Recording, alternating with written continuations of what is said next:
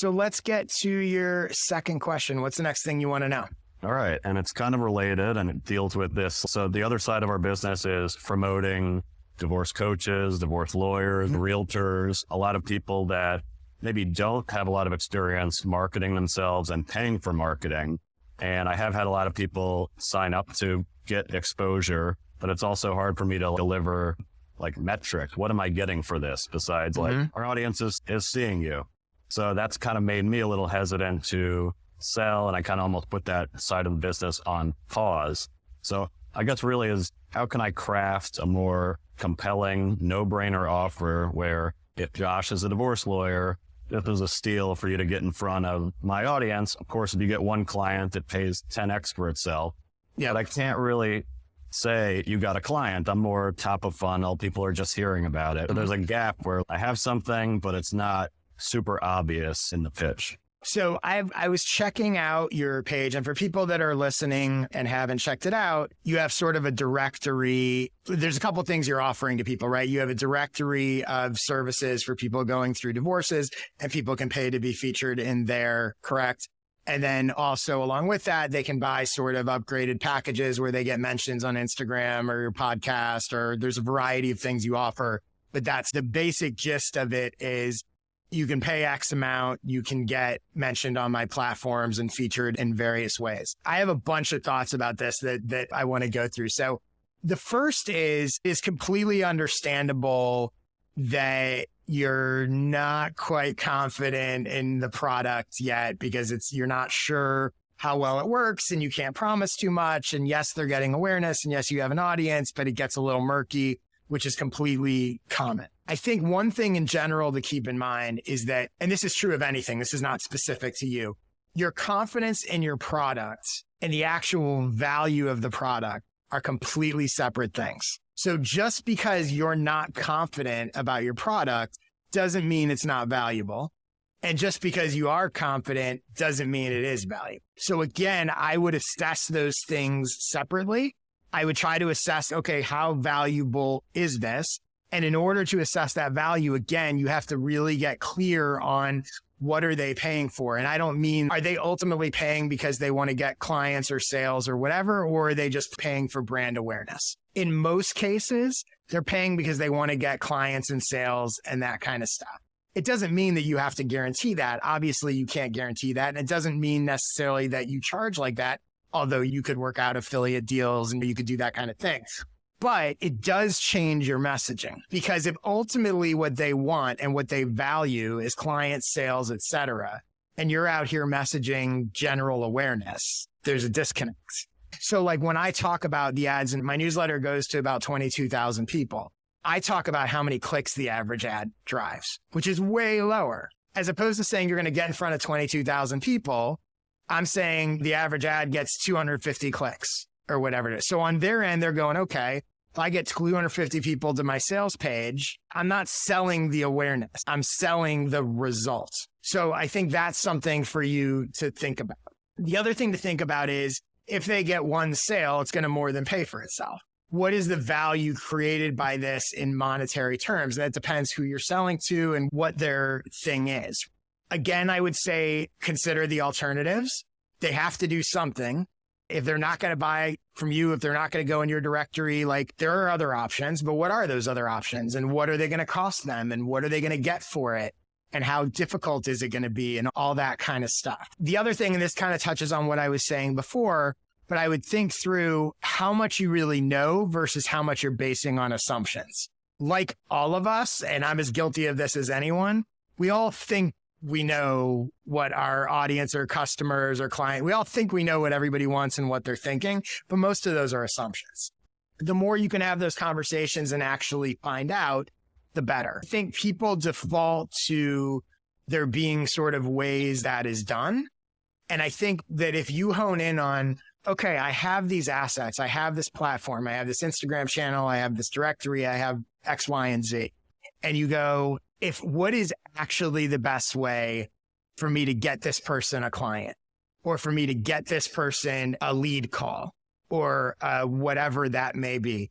And realizing that like you can do whatever you want, with those platforms and within that space. It doesn't have to be sort of what everyone else is doing, and really think through, even if it wasn't a paid thing, if you had a friend, your best friend ever came up to you and said, hey, I know you've got this audience. I desperately need someone to buy my service. What would you do? Chances are you might do some stuff that's different than what you're currently offering. Okay, so with all of that as sort of background, I want to go to your pricing page because I thought, let me pull it up. So for anybody that's listening, we're going to WTFdivorce.com/pricing. And I know obviously all of this is a work in progress, take it all with a grain of salt. But I just want to point out a couple things that I noticed about it that I think, speaks to what you're trying to figure out at the moment. All right. So the headline, and this is basically your sales page. The headline is get your business in front of 12,000 plus people dealing with divorce. Okay. This goes right to what I was talking about. You're saying get in front of them. In my opinion, it shouldn't just be about getting in front of them. It's get more sales, get more clients, it's not like that's a general awareness play. And so you want to think about that headline and hone in on sort of who really are you appealing to and what really are you going to try to do for them. Then you have options of ways people can buy. And there's a pro plan, a pro plus podcast plan, and then custom. So the pro plan is $25 a month, $299 billed yearly, and it gets you listed on the directory and you'll share some content and your stuff.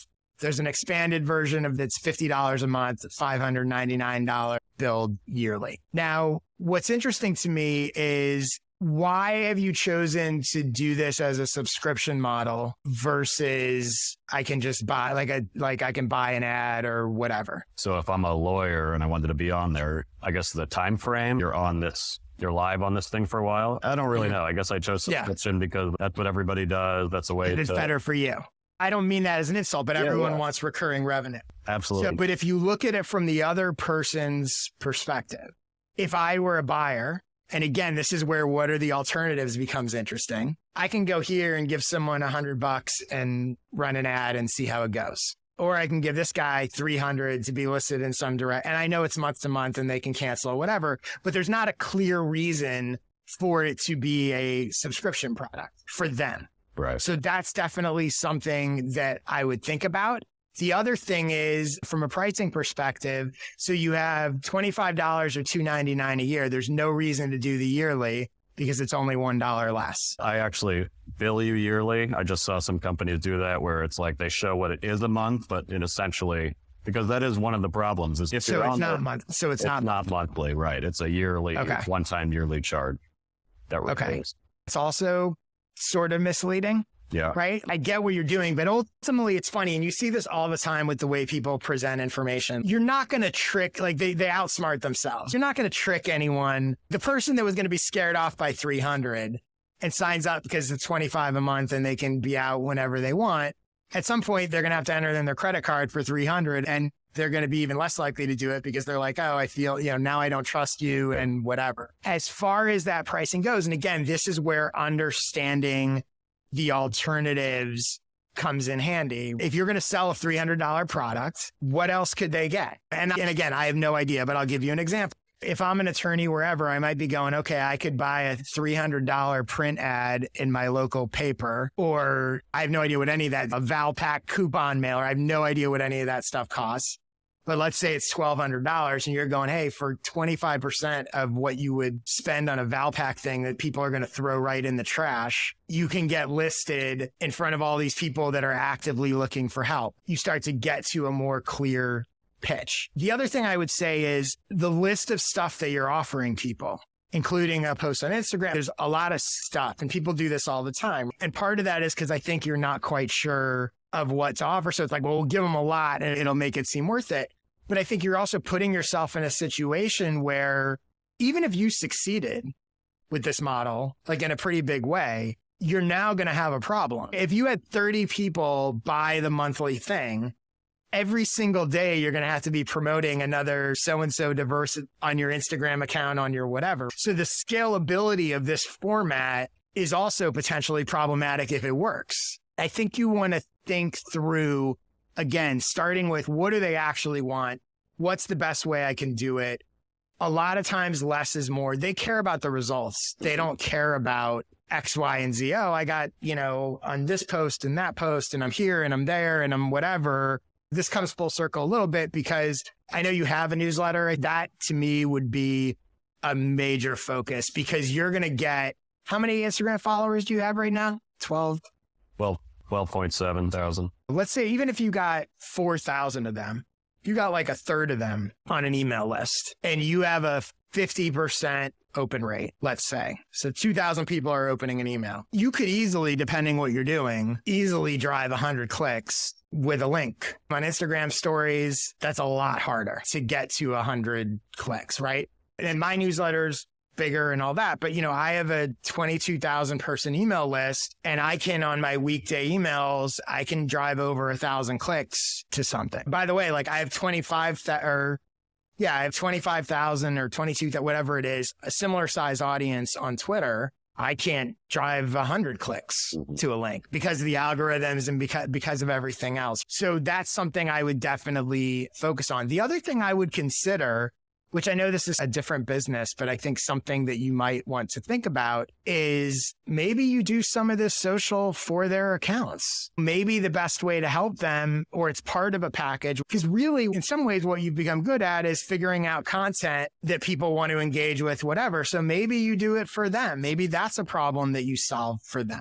And now you start to think about, again, I'm not saying you necessarily want to be a social media agency, but maybe it's a monthly subscription to content that they can post on their own channels if you're not templates and that kind of stuff. Now, if you go down that road, they're going, well, I'm already paying this person to do my social and I'm not really getting anything of it. I could shift that money over to this guy who knows how to talk to this audience, who's grown this whole channel, who can occasionally promote me. Totally different business model. But that's what I mean about taking a step back and going, okay, well, maybe what really are the best ways that I could help these people as opposed to sort of defaulting to a typical advertising.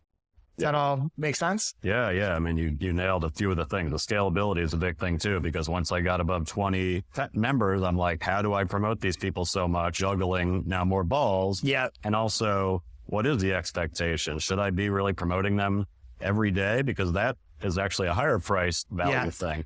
So it also sounds like a lot of what you're doing is, because it's very hard to measure exposure, email is like the gold standard of that, because you can just say you got these. You get better metrics. You don't have to worry about the algorithm. It's also trackable. So it's very easy to track, like, these did convert depending on where you're sending them and what you're doing. So yeah, I think email would definitely be one of my priorities if I were you. Very good.